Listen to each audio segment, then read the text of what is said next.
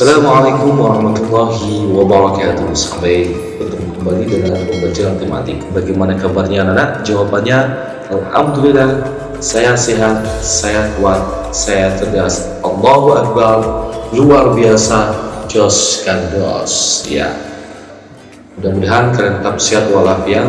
Sebelum kita bahas pembelajaran 4, mari kita berdoa terlebih dahulu. Berdoa mulai.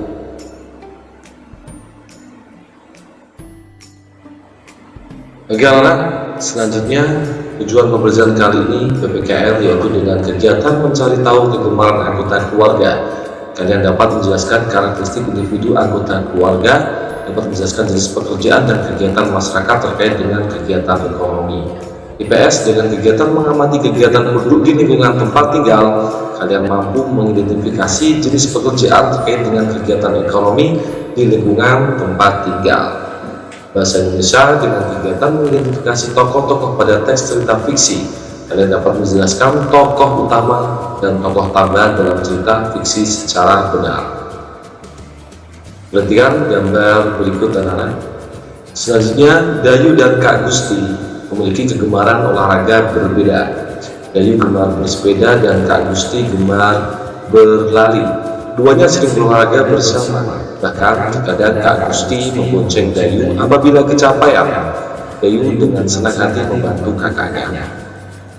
Keragaman karakteristik individu tidak hanya keragaman fisik, tetapi juga dapat berupa keragaman kegemaran.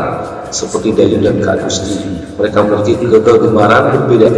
Namun, keduanya dapat hidup rukun dan saling membantu. Bagaimana denganmu? Apa kamu juga memiliki kegemaran berbeda dengan anggota keluargamu? Ayo lakukan kegiatan berikut. Ya, berikutnya contoh nama anggota keluarga ayah. Kegemaran atau kesukaan itu bersepeda. Ibu memasak, kakak menyanyi, kalian sendiri membaca buku cerita. Contoh, adik menggambar. Akan tetapi semua ini harus saling menghargai, tidak boleh tidak menghargai. Berikutnya, apa manfaat keragaman kegemaran yang ada dalam keluargamu?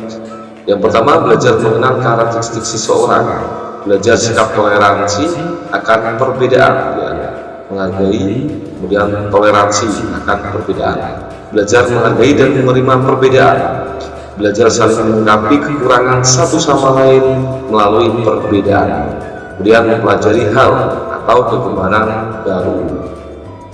Kemudian tuliskan kesimpulan hasil wawancara pada kolom berikut. Jadi keberagaman kegemaran dalam keluarga semakin memahami karakteristik individu anggota keluarga berdasarkan kegemarannya. Ini contoh kesimpulannya anak-anak. Berikutnya, lingkungan mempengaruhi kegiatan ekonomi penduduk. Tahukah kalian tentang kegiatan ekonomi? Ayo kita pelajari bersama. Kegiatan ekonomi adalah kegiatan yang dilakukan oleh manusia untuk mendapatkan penghasilan, barang atau jasa tertentu dengan tujuan mencapai kesejahteraan dalam hidupnya atau memenuhi kebutuhan hidupnya. Berikut macam-macam kegiatan ekonomi. Yang pertama, produksi adalah kegiatan menghasilkan barang dan jasa. Orang yang melakukan kegiatan ini disebut produsen. Yang kedua, distribusi adalah kegiatan menyalurkan barang hasil produksi dari produsen kepada konsumen. Orang yang melakukan kegiatan ini disebut distributor. Yang ketiga, konsumsi adalah kegiatan memakai barang atau menggunakan barang hasil produksi. Orang yang melakukan kegiatan ini disebut konsumen. Perhatikan namanya, produksi orangnya produsen, distribusi orangnya distributor, konsumsi orangnya konsumen. Perhatikan peta berikut ini, peta wilayah kabupaten kita, Kabupaten Tabanan. Tak patut berbangga, kita tinggal di Tabanan. Kabupaten kita dipakai percontohan, ditampilkan di buku paket kalian yang dipelajari seluruh Indonesia. Luar biasa. Tabanan merupakan salah satu kabupaten di Provinsi Bali. Kabupaten ini terletak di bagian selatan Pulau Bali. Daerah Tabanan didominasi oleh pegunungan dan pantai. sepertiga wilayah Kabupaten Tabanan digunakan sebagai lahan persawahan, sehingga kabupaten ini dikenal sebagai daerah agraris. Potensi unggulan Kabupaten Tabanan adalah bidang pertanian, karena agraris berarti berhubungan dengan bidang pertanian, atau sebagian besar mata pencarian penduduk adalah petani.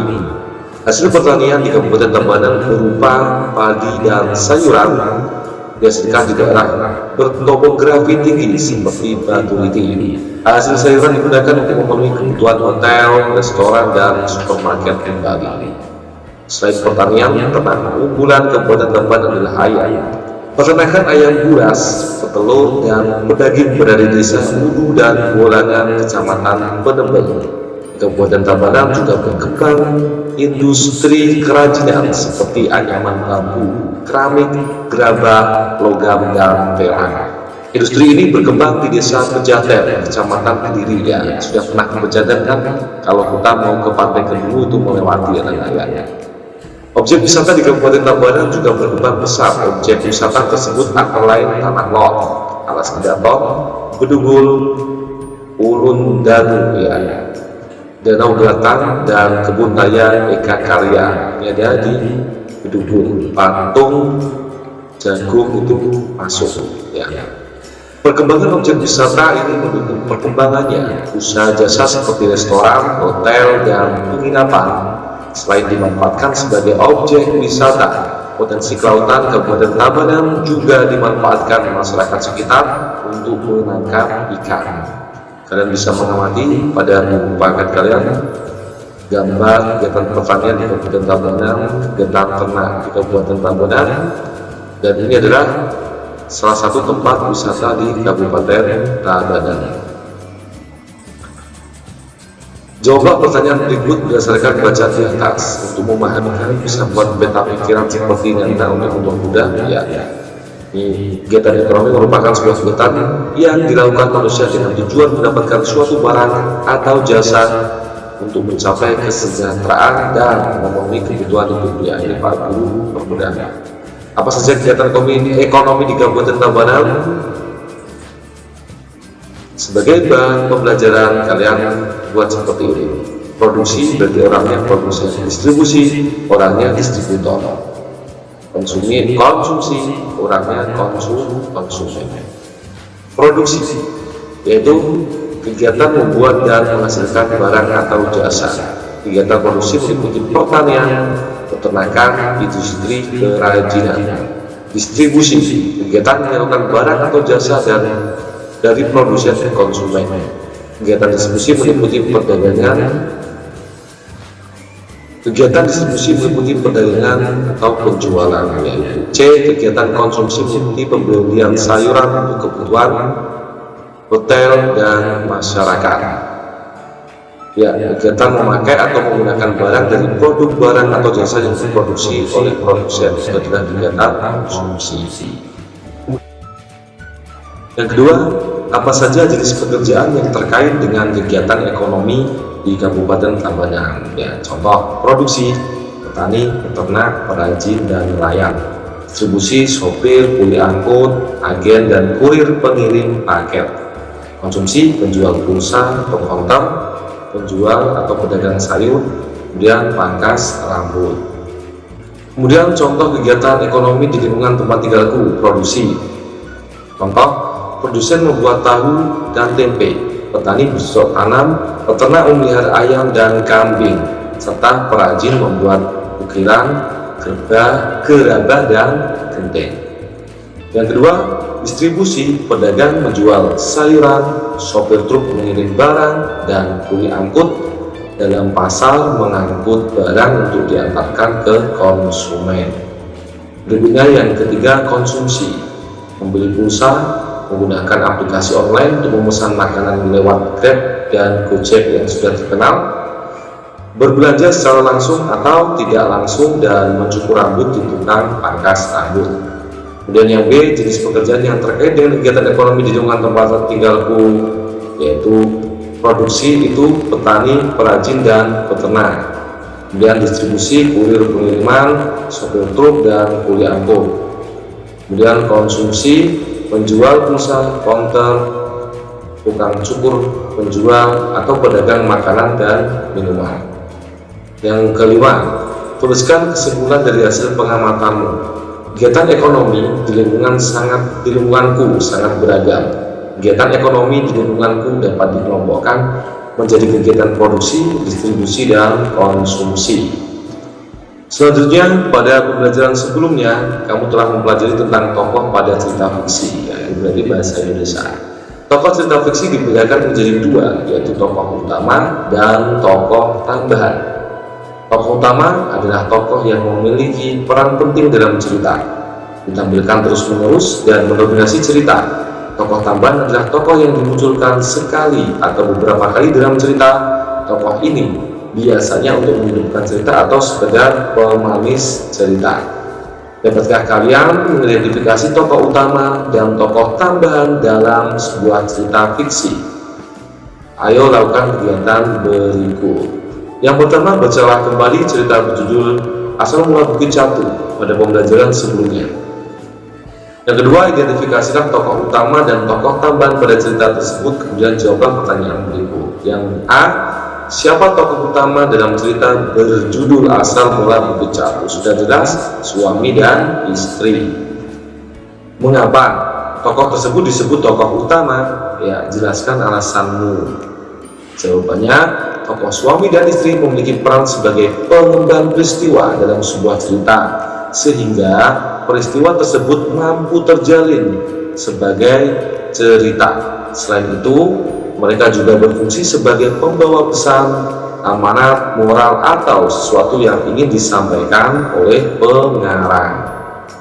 Kemudian yang C, siapa tokoh tambahan dalam cerita berjudul Asal Mula Bukit Catu? Sudah jelas, berarti penduduk desa.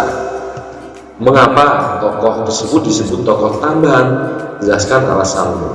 Tokoh penduduk desa dimunculkan sekali atau beberapa kali dalam cerita. Tokoh ini hanya untuk menghidupkan cerita atau sekedar pemanis cerita. Ya, pahami.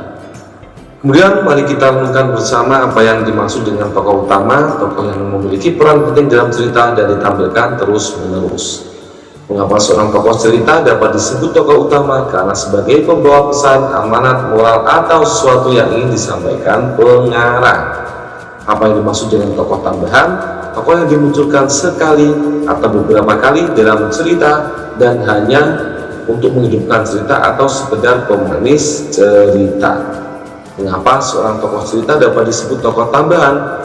Ya, sudah jelas, karena hanya untuk menghidupkan cerita atau sekedar pemanis cerita. Ya, bersama dengan orang tua, kalian bisa baca cara memastikan kegiatan ekonomi di lingkungan tempat tinggalmu.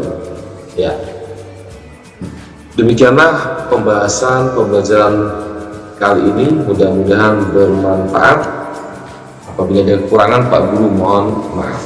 Ya, Pak Guru membantu pembahasan buku paket karena di buku paket kalian tidak ada jawabannya.